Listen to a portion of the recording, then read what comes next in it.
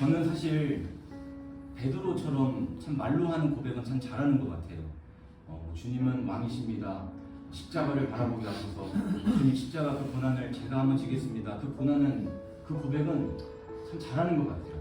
고백만 들어보면 이미 벌써 승교자예요.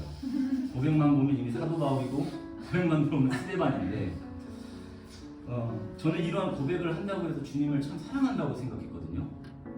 그런데 이제 현실을 마주하다 보니까 이러한 십자가를 진다는 게 이게 정말 그냥 말로만 하는 그런 고백이 쉽게 나오지가 않더라고요.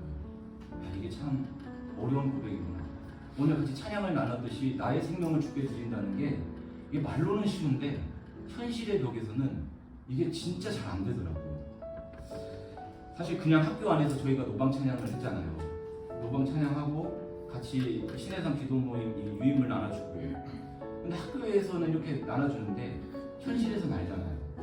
진짜로 예수님 믿지 않는 사람들한테 나눠줘야 되고, 예수님 믿지 않는 사람들한테 우리가 찬양을 해야 되는 현실이잖아요.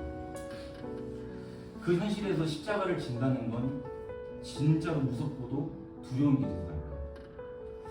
그 현실을 점점 마주하고 있게 되는데 저는 그 마음이 정말 쉽지 않았습니다. 그 고백들이 쏙 들어가고 주님 저 좀 도와주세요, 저 좀 살려주세요 라고 기도하고 있더라고요. 그런데 베드로와 제자들도 마찬가지였어요. 주님 절대 버리지 않겠노라 라고 얘기해놓고서는 예수님 다 버렸잖아요.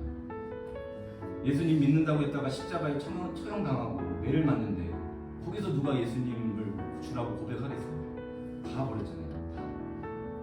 자기를 부인하고 십자가를 지는 건 정말 어떻게 해야 될지 잘 모르겠어요.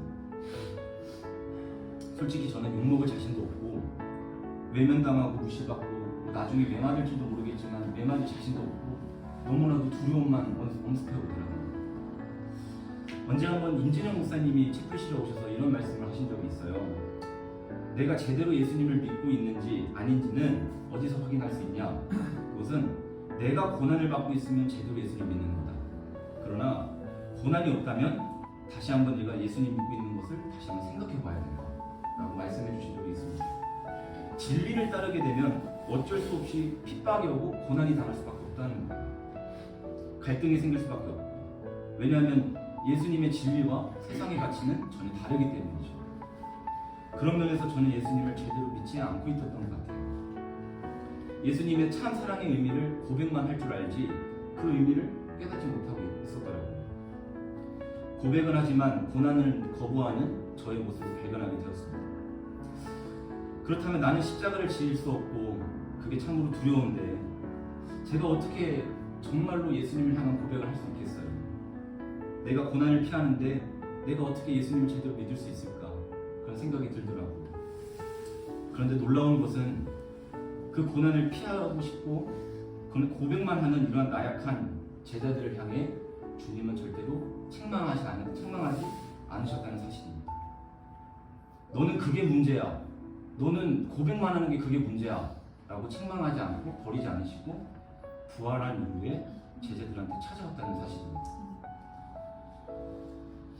그 멋진 고백을 한 제자들이 십자가 고난에서 다 예수님 버렸어도 예수님은 부활하셔서 그들을 찾아오셨고 심지어 성령님으로 그들을 먼저 찾아왔다는 사실입니다. 그리고 성령께서는 그들이 고난 없이 말만 하는 신앙을 완전히 바꿔놓으셨어요. 십자가가 담긴 고백으로 그들의 신앙을 바꿔놓았습니다. 두려움에 사로잡혔던 제자들은 복음을 위해 고난에 맞서서 목숨을 걸고 십자가를 전하는 제자들로 변했고 끝내 주님이 가신 그 길을 걸어가게 되었습니다. 여러분, 인간은 고난 없는 고백만 할 수밖에 없는 한계를 가지고 있지만 이를 성령님께서 참 고난 속에 참여하게 하시고 참으로 정말 진정한 고백으로 바꿔주신다는 사실을 저는 깨닫게 되었습니다. 그래서 우리가 인간적인 마음으로는 십자가의 길을 걸을 수 없지만 그럼에도 우리가 다시 일어서서 십자가의 길을 걸을 수 있는 이유는 성령님께서 함께 하시기 때문입니다. 성령님께서 같이 그 길을 걷자고 말씀해 주시고 계속해서 저희를 붙들어 주신 이유는 그 길이 생명의 길이기 때문입니다. 솔직히 아직은 좀 두렵습니다. 그러나 기도할 때마다 성령님께서 저에게 주시는 생각은 걱정하지 마. 너가 아플 때 나도 같이 아파해 줄 거야. 걱정하지 마. 너가 고난당할 때 내가 같이 고난당해 줄 거야. 너를 향해서 욕하는 게 아니라 그 사람들은 나에게 욕하는 거야. 그러니 두려워하지 말고 내가 너와 함께 할 거야.